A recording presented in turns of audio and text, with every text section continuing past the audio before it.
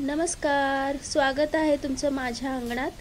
आणि आज आपण या प्लांटबद्दल थोडंसं बोलणार आहोत आणि याच्यापासून खूप झाडं कशी तयार करणार ते पाहूयात आपण या व्हिडिओमध्ये। तर याला अरिका पाम पण म्हटलं जातं आणि याच्या वेगळ्या वेगळ्या कलर शेडिंगमुळे याला येलो पाम पण म्हणतात, बटर प्लाम पण म्हणतात। तर याच पामच्या तुम्ही पाहिलं ना की खाली खूप सारी पिल्लं तयार करण्याची ह्याची एक कॅपॅसिटी असते आणि याच्याच मुळे हे खूप असं दाटसर वाढलेलं आहे। तर आपण याच्यापासून ही झाडं कशी वेगळी वेगळी करून अनेक पामची रोपं तयार करतो। हे तुम्ही नर्सरीतून आणायला गेलात की खूप महागाचं एक झाड आहे, कारण त्याची ती एक सुंदरता आहे। तुम्ही पाहाल की हे खूप हिरवगारही नाही आहे आणि खूप पिवळंही नाही आहे, याची एक वेगळाच कलर असतो हा। आणि याचा खास करून तुम्ही हॉल डेकोरेशनसाठी उपयोग करू शकता।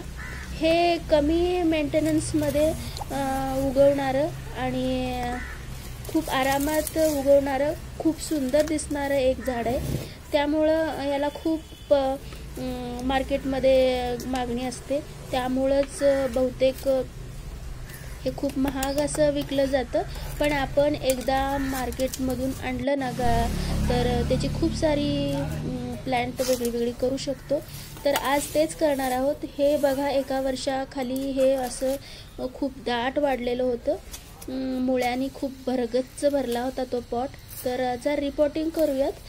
रिपोर्टिंग करण्यासाठी फार महत्त्वाचं गोष्ट म्हणजे याला पॉटमधून बाहेर काढल्यावर हे जे मुळ्या आहेत ना एक्स्ट्रा, याला कापायचं आहे आपल्याला।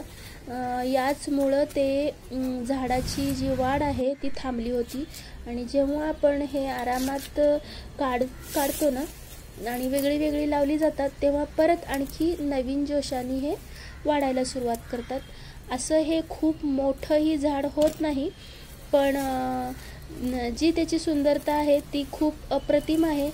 आणि तुम्ही इथं पाहताय का किती तयार झालेली आहेत ही झाडं, आरामात होतात ती। याला माझं पर्सनली असं हे आहे, मत आहे की याला मी खास करून कुठलाही खत म्हणजे मार्केटमधून जे केमिकलयुक्त असतं ना ते मी कधीच वापरलेलं नाही आहे। घरातला जो किचनचा वेस्टेज आहे, गार्डनमधला जो पालापाचोळा असतो, तोच मी वापरलेला आहे।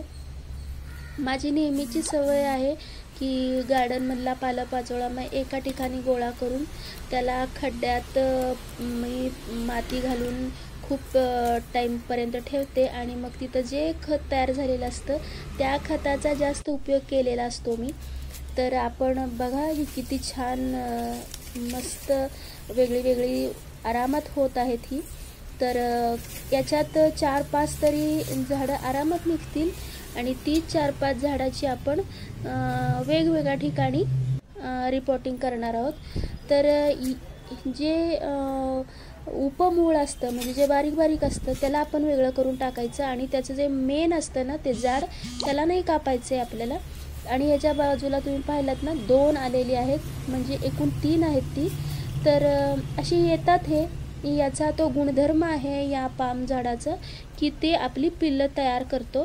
तर याच्याचमुळे आपल्याला ही खूप सारी मिळू शकतात।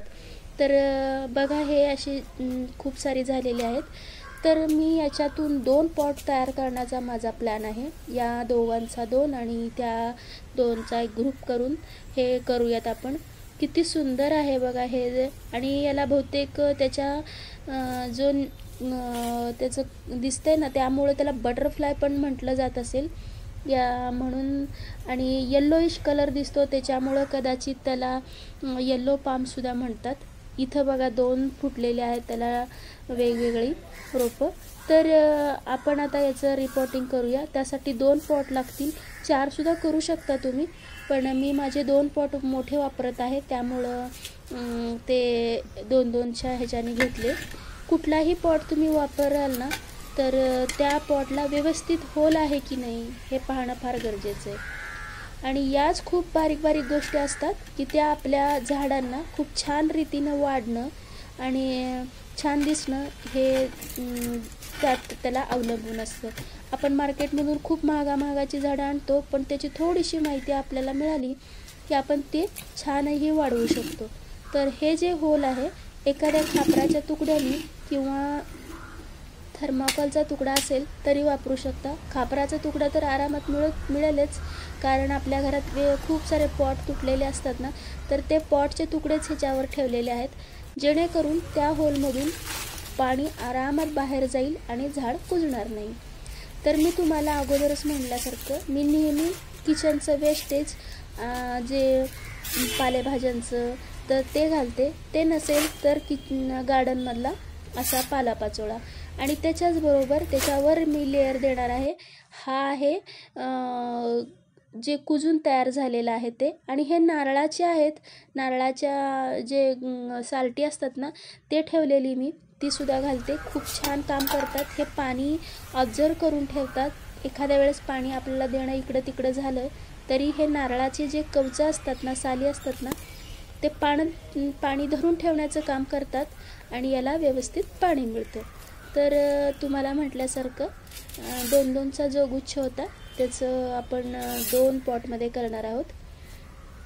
आणि वरून थोडीशी माती घालायची आणि हलक्या हाताने दाबून पाणी घातलं की याचं रिपोर्टिंग झालंच म्हणून समजा. याला बाजारी केमिकलची काही गरज नाही आहे. फक्त तुम्ही काळजी घ्यायची की जेव्हा आपण हा रिपोर्ट तयार करतो ना, पॉट तयार झाल्यावर ह्याला हलकासा ऊन येईल अशा ठिकाणी ठेवा.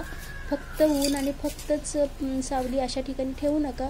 हलकाच येऊन जाणारं उन्हाच्या जागी ठेवायचं की मग सुंदर असं त्याचा झाड तयार होतं. तर हे मी एक्स्ट्रा लावत आहे. तुम्ही बघता पॉट माझा मोठा असल्यामुळं ही याला ना अशी नागासारखी पांढरी फुलं येतात, तर तेच लावणार आहे. हे तुम्ही लावू शकता, नाही लावू शकता. फक्त पॉटसुद्धा फार तेवढा पामची झाडं बास आहेत, पण मला आपलं हे हॉलमध्ये ठेवायचं आहे, त्यामुळे पूर्ण हिरवंगार दिसावं हाच उद्देश आहे माझा. तर त्यासाठी मी हे एक्स्ट्रा लावत आहे. यालाही तसंच करायचं. जे एक्स्ट्राची जी छोटी मुळं असतात ती कापून टाकावी लागतात की त्यामुळं पॉटमध्ये जागा त्याला व्यवस्थित मिळेल दुसऱ्यांदा वाढण्यासाठी. तर तुम्ही बघाल ना, वरून खालीपर्यंत हिरवंगार असं दिसणार आहे हे. आणि माझं रिपोर्टिंग मी स्वतःच करत असल्यामुळं त्या झाडांचं रिपोर्टिंग माझं लक्ष असतं. जेव्हा असं वाटेल की हे जास्त दाट वाटतं तेव्हा मी हे काढून टाकू शकते आणि दुसऱ्या जागेला याला शिफ्ट करू शकते. तर हा ऑप्शनल आहे, तुम्ही लावू शकता, नाही आहे तुमच्या आवडीवर आहे. पण पामची अशी ही 2 वेगळी मी रोपं तयार केलेली आहेत. हलकासा पाण्याचा शिंतोडा द्यायचा. असाही बेंगलोरमध्ये खूप छान पाऊस सुरू झालेला आहे, त्यामुळं झाड चिटकण्यास काही डिस्टर्ब होणार नाही आहे, आरामात चिटकून जाईल.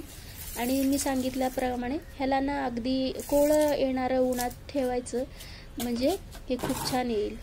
आणि तुम्हाला हा व्हिडिओ आवडला असेल आणि तुम्ही माझ्या व्हिडिओवर फर्स्ट टाईम आला असाल तर माझ्या चॅनलला लाईक करा, सबस्क्राईब करा आणि आपल्या फ्रेंड्सबरोबरही शेअर करा. म्हणजे तुम्हाला गार्डनिंगबरोबरही इतरही डेकोरेशनच्या खूप सारे व्हिडिओज माझ्या चॅनलवर पाहायला मिळतील. डेकोरेशन असेल किंवा प्रवासाची स्थळं असतील, गणपतीचे डेकोरेशन, महालक्ष्मी, इतर साळे. थँक्यू.